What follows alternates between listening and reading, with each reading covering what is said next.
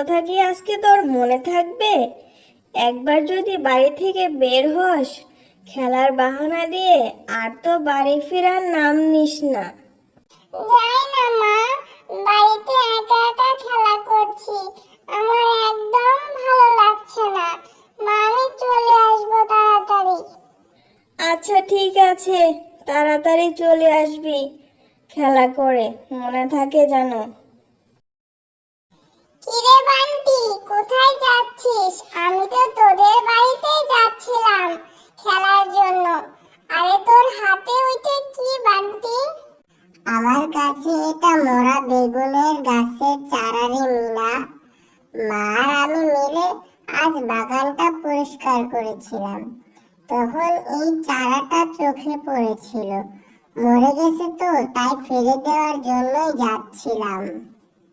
আহারে, মরা চারা গাছটা কত অসহায়, মরে গেছে বলে তাকে এত অবহেলা করতে হচ্ছে। বলি বাঘিনী কাকিমা, মরা গাছ মরে গেছে তাতে কি হয়েছে? আরো কিছুদিন যত্ন নিয়ে দেখো, যদি জীবিত হয়। ধুর মিনা, তুই দেখছি পাগলের মতো কথা বলছিস। এই মরা গাছটা যত্ন নিয়ে কি হবে আমার? না দিবে পাতা, না দিবে সবজি, শুধু শুধু এতে অযথা সময় নষ্ট করার মতো সময় আমার নেই। আমার এটা বরং ফেলে দিয়েই আসি। না বাঘিনী কাকিমা, মরা গাছটা ফেলে দিও না, তার চেয়ে বরং আমাকে দিয়ে দাও, আমি যত্ন করব। বাবা, সামান্য একটা মরা গাছের জন্য তোর এত দরদ? আর দরদ উঠবেই না কেন? তোদের মতো গরিবদের আবার দয়া মায়া বেশি আছে কিনা। আচ্ছা ঠিক আছে, চাচ্ছিস যখন নিয়ে যা, যত সব। কি ব্যাপার মিনা, তুই এত তাড়াতাড়ি বাড়ি ফিরলি যে? আবার হাতে দেখছি একটা মরা চারা গাছ সাথে নিয়ে এসেছিস। মা, আমি আর আজ বান্টিদের সাথে খেলবো না। তুমিও এভাবে বলছো? মরা চারা গাছ তো কি হয়েছে, আমি এটাকে অনেক যত্ন করব, দেখবে এটা একদিন সতেজ হয়ে উঠবে। আচ্ছা ঠিক আছে, তোর যা ইচ্ছা তুই তাই কর। আমি আর তোকে নিয়ে পারি না। ঠিক হয়েছিস তোর বাপের মতো। মা, ও মা, দেখেছো গাছটি কত সতেজ হয়ে গিয়েছে? দেখে নিও, একদিন আমার এই ছোট্ট চারা গাছটিতে কত বেগুন ধরেছে, আর আমি রোজ বেগুন ভাজা দিয়ে ভাত খেতে পারবো। মা, মা, আমি এখন যাই তাহলে, পুকুর পাড় থেকে কলস ভরে পানি নিয়ে আসি। হ্যাঁ রে মিনা, আগের থেকে মরা চারা গাছটি অনেকটা সতেজ হয়েছে। তুই তাড়াতাড়ি ফিরে আসিস কিন্তু। কিরে মিনা, তুই নাকি বাঘিনী ভাবির ফেলে দেওয়া মরা গাছটি নিয়ে বাড়িতে গেছিস? তা কি তোর মরা গাছ থেকে বেগুন ধরেছে? যত সব আজাইরা কাজ, তোদের মতো ছোট লোকদের দিয়েই হয়। মরা গাছকে আবার যত্ন নিতে হয়, ফেলে দিলেই তো হয়ে যায়। এইভাবে কেন বলছেন কাকিমা? ওই চারা গাছটা অযত্নের কারণে মরে গেছে। এখন আমি তাকে রোজ পানি দেই এবং যত্ন করি, এখন একদম সতেজ হয়ে গেছে। আপনি আমাদের বাড়িতে এসে দেখে যাবেন। হ্যাঁ রে মিনা, আমার তো আর খেয়ে দিয়ে কাজ নেই, মরা গাছ দেখতে যাব তোদের বাড়িতে। যা যা, পানি নিয়ে এখান থেকে চলে যা, আর কথা বাড়াস। এই নাও তোমার পানি। আমি এখন একটু বান্টিদের সাথে খেলতে যাই, অনেক দিন হয়েছে ওদের সাথে দেখা হয় না, খেলাও করি না। আচ্ছা ঠিক আছে, তাড়াতাড়ি চলে আসিস। আমি রান্না করতে গেলাম।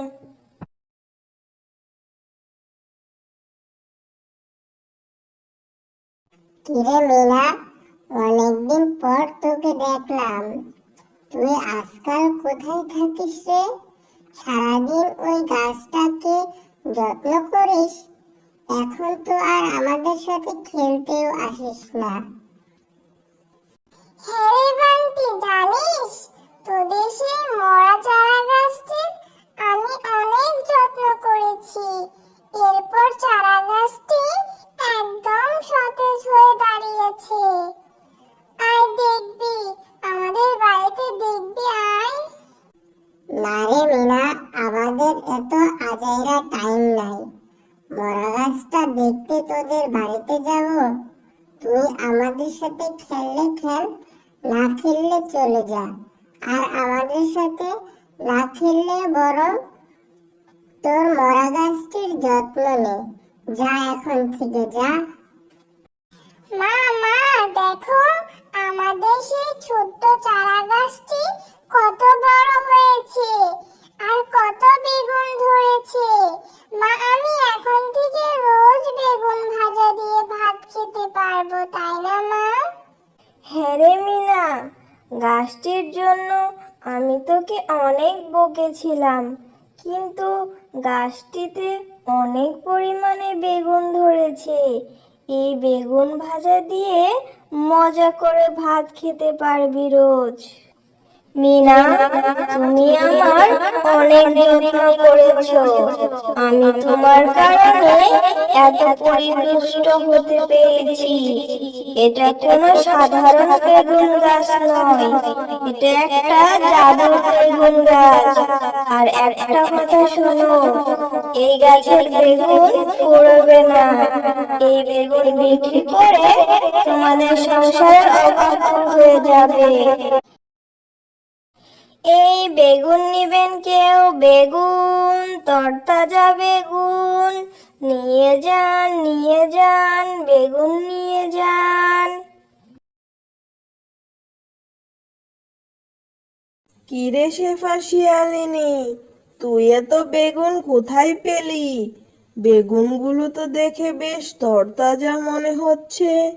তোদের তো বাগানে কোনো বেগুন গাছের চারাও ছিল না, তাহলে বেগুন কোথায় থেকে পেলি? আরে বাঘিনী ভাবি, আমার মেয়ে মিনা কোথা থেকে যেন একটা মরা বেগুনের চারা নিয়ে এসেছিল। সেটা রোজ পানি দিয়ে যত্ন করত। সেই গাছ অনেক পরিপুষ্ট হয়েছে, আর সেই চারা গাছেই অনেক বেগুন হয়েছে। সেখান থেকেই তো আমি বেগুন নিয়ে আসলাম বিক্রি করার জন্য। রে মিনা, আমার চারা গাছটি তো অনেক বড় করেছিস, আর ভালোই করেছিস। এই চারা গাছটা আমার, তাই এই গাছের সব বেগুন আমার। আমি এখনই সব বেগুন ছিঁড়ে নিয়ে যাব, দাঁড়া। বাঘিনী, তুই অনেক লোভী এবং শয়তান। আমি অপরিপুষ্ট ছিলাম বলে তুই আমাকে অনেক অবহেলা করেছিস। আমাকে তুই ফেলে দিয়েছিস, এখন আবার এসেছিস আমার গাছের বেগুন নিতে। বাঁচতে চাইলে পালা এখান থেকে, না হলে আমি তোকে আজকে শেষ করে দেব।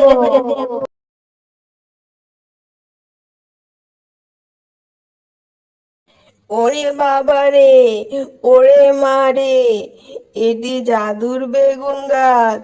ছেড়ে দাও বেগুন গাছ, আমি আর কখনো এরকম করব না। আমাকে ছেড়ে দাও, আমি আর কখনোই লোভ করব না। মিনা, তুই আমাকে বাঁচা রে মা, তুই আমাকে বাঁচা। জাদুর বেগুন গাছ, তুমি বাঘিনী কাকিমাকে ছেড়ে দাও। বাঘিনী কাকিমা তার ভুল বুঝতে পেরেছে। তুমি ছেড়ে দাও বাঘিনী কাকিমাকে। বাঘিনী কাকিমা আর এমন ভুল করবে না। তোমাকে অনেক ধন্যবাদ জাদুর বেগুন গাছ, তুমি আমার কথা রেখেছো। তুমি আমার কথাই বাঘিনী কাকিমাকে ছেড়ে দিলে। তোমাকে অনেক অনেক ধন্যবাদ মিনা, তুমি আমার জীবন বাঁচিয়েছো। তোমার এই ঋণ আমি কখনোই ভুলবো না। তোমাদের বিপদে আমি তোমাদের পাশে থাকবো।